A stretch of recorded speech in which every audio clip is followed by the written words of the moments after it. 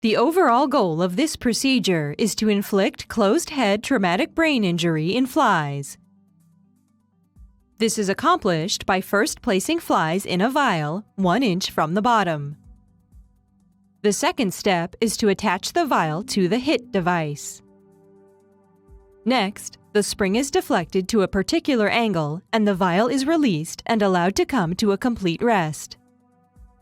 Ultimately, a variety of behavioral, morphological, and molecular assays can be used to characterize the consequences of the resulting traumatic brain injury.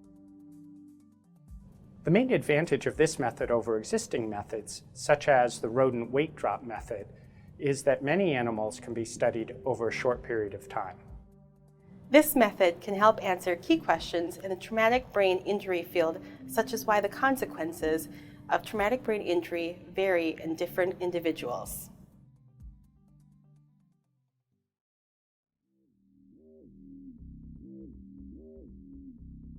To begin, assemble the raw materials listed in Table 1 of the accompanying text protocol. Bend the clamps using a pair of pliers so that they fit tightly over the spring. Then, center the clamps relative to the width of the board and butt them up against one another with the outer clamp flush with the edge of the board.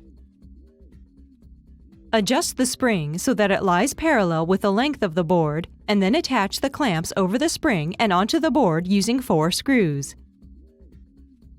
Next, wrap a strip of Velcro adhesive tape once around the free end of the spring. The outer edge of the Velcro should be flush with the end of the spring. Place the ice bucket cover upside down, centered and tight against the wooden board.